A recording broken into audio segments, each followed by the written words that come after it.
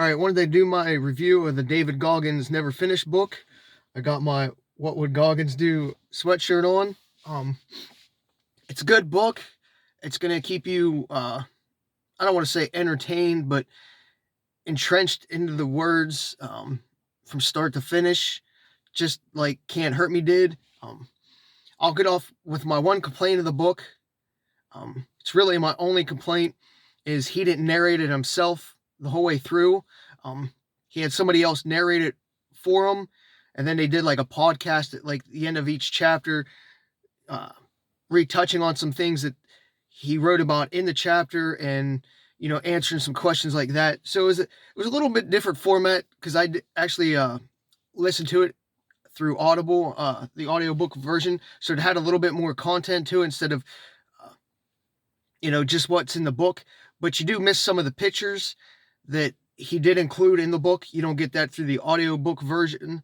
So I guess if you want to get the full experience, you have to get the book to see the pictures and understand some things, along with the audiobook version to get that extra content.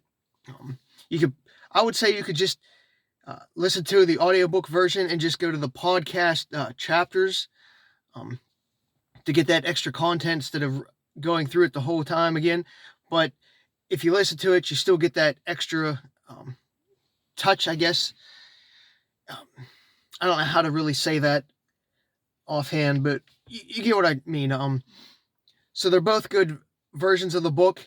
Just to me, the audiobook version's a little bit easier, so I can listen to it on my lunch breaks while I'm going to work, coming back from work, doing little things around town. So the audiobook version just fits my schedule better. That's why I chose that instead of the actual physical book, and the extra content, which I really wanted to listen to, because the first book, you get that little extra special, I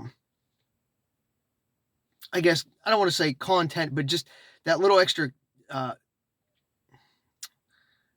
don't know, feature, I guess, to it. Makes the book just that much more better, especially with the podcast, him answering questions and that little bit of interaction with the narrator. But the narrator,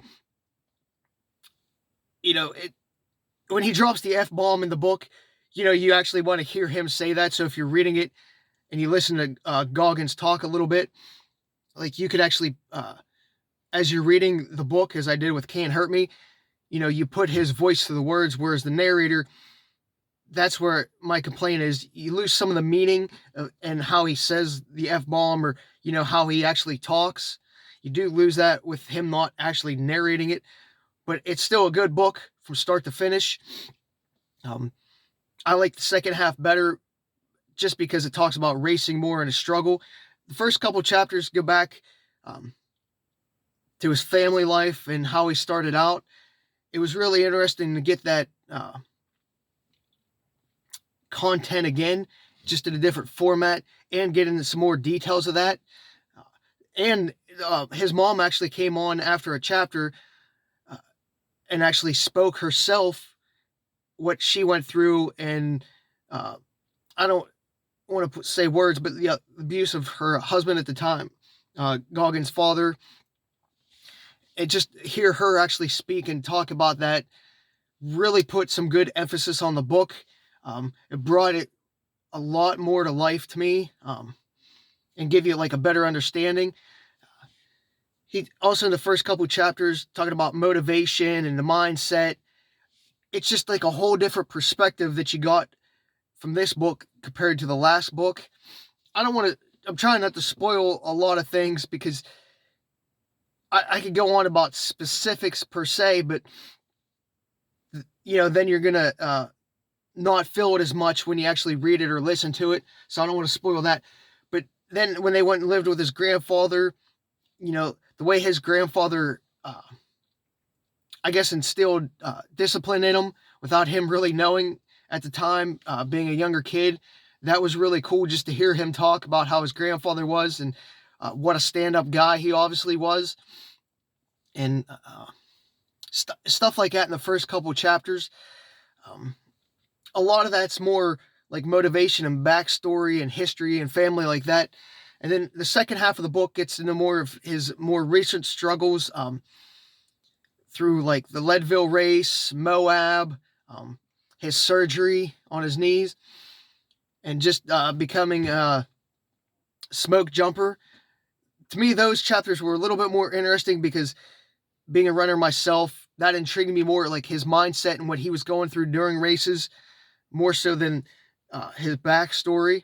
Even though the backstory, again, is really good, and it just keeps you wanting to not put the book down. We'll put it that way.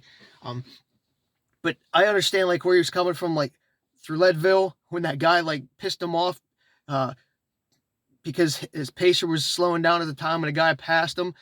Just his mindset about clicking and like basically hunting the guy back down and stuff like that. That just like really clicked with me. That's a little bit of a spoiler. I'll let that one go.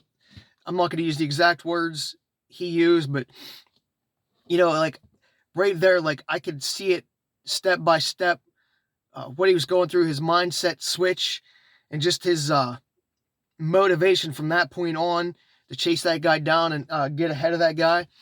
And then through Moab, when he was struggling, having all those problems, you almost be like, dude, just quit.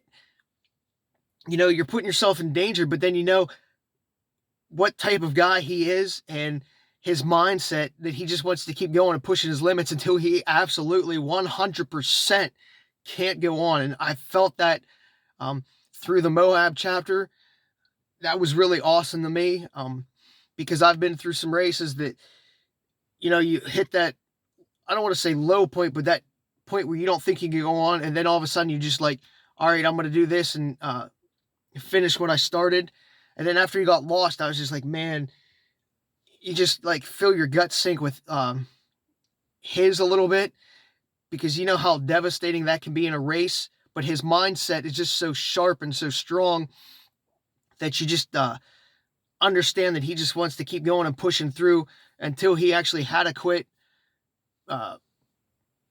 because of medical issues. But then the next morning, since he's got such a nice, strong, sharp mindset, he wants to go and finish the last 40 miles of the race that he had to quit the day before and take the DNF for. Just his mindset of wanting to finish what he started really shows in this book, in the later chapters. And Can't Hurt Me, going through the 3 Hell Weeks and some of the other races and like Badwater and that mile track that he had to do for the 100-mile to get in, you really felt it. And it really showed a little bit during the Moab section. Just if you followed it back a couple years ago when he actually did the race, you understand what was going to happen beforehand. But just him to reiterate that he actually wanted to get back up and get out and finish what he started. And then when he talks about his knees being so bad and the surgery, and I want to call it a botched surgery that he had that basically almost ruined his life and career going forward.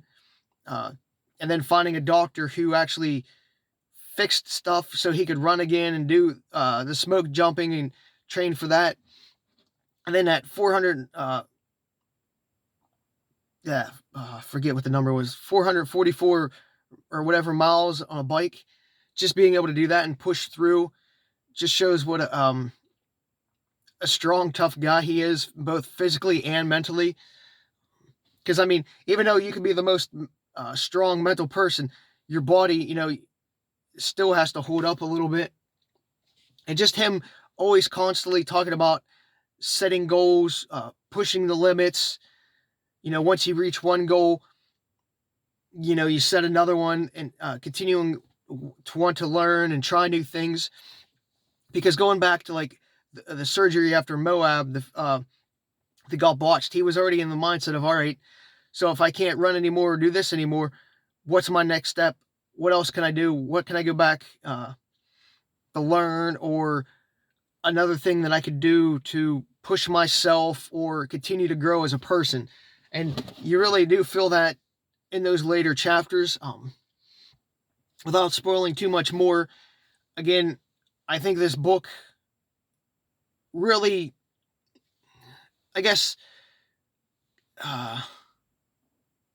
goes on the back of the first book And if you listen to or read Living with a Seal, like those first two books, Living with a Seal and Can't Hurt Me, like this just is like, I want to call it the next chapter in it, even though it's a full new book.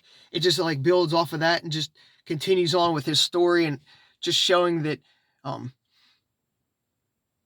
the struggles he went through, his mindset to push through, his willingness to put his body on the line and push limits to see what the body can do, and hopefully motivate a person to try to reach those limits, because most people, as he even says, never reach those limits where it's an actual breaking point. We think we're done or we can't do much more, but it's always that like 40% rule.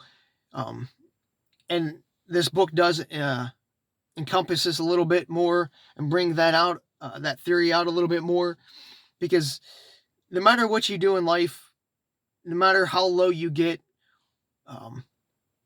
or how far you push yourself, there's always that little bit extra that you can muster, I guess is the word to use, to go just that little bit farther and what I like to call level up. You push your limits to that breaking point. Well, that's no longer your breaking point. You reach that top level where you can't go no much more, and now you leveled up. Now that's your a level that you should be able to go past from there on out. So this book is definitely worth the read and listen. I prefer the audiobook so you can get those little bonus content. I guess it was what they're calling it, like podcast, and actually hear his mother speak.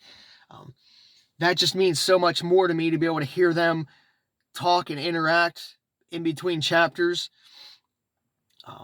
So it really brings the book to life a little bit more. So if you get a chance, check it out. You won't be disappointed. Again, if you like the first book, and if you like Living with a Seal, you're definitely going to like Never Finished by David Goggins. And I hope you, continue to follow him and listen to him and be motivated by him, because this book is a good motivational book. Once you dive in a little bit more and get the understanding.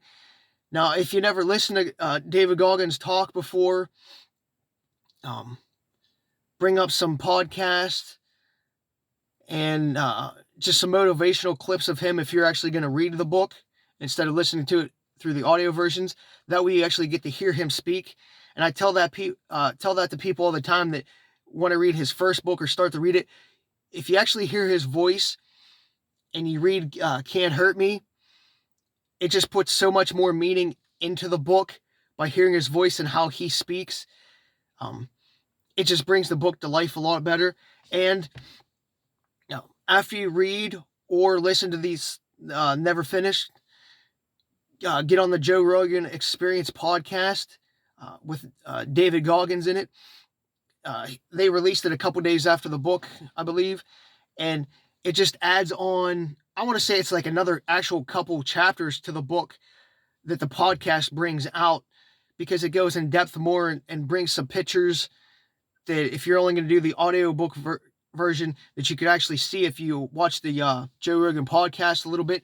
It just adds so much more content and answers a lot more questions if you listen to the podcast after the book.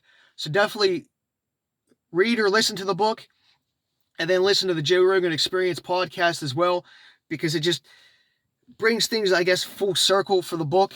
And just adds so much more content as well, like the struggle and just hearing him talk about his knees and different things. And I don't know, it's really hard to explain without spoiling a lot of the content of the book. But you definitely have to check it out if you like the first book, or if you follow David Goggins at all. You will not be disappointed, and I would be interested to hear what you think of the book, whether if you listen to it or read it, and the Joe Rogan Experience podcast as well with him on it. Just to see your feelings. I know I've been looking at a lot of the reviews of the book, and they're just outstanding. Like, just people are just raving about it, just as they did the first book. So you definitely won't be disappointed, and it's definitely worth every penny of it. It will keep you, I don't want to say entertained, but it'll keep you entrenched in the pages of the book the whole time. And if you're going to listen to it, you're not going to want to stop. You're going to want to listen to it like in one day. And I'm sure the book's the same way. Even if you have to work, you're going to want to call off just to sit down and finish it from start to finish. So definitely plan accordingly. And yeah, let me know soon what you think of the book.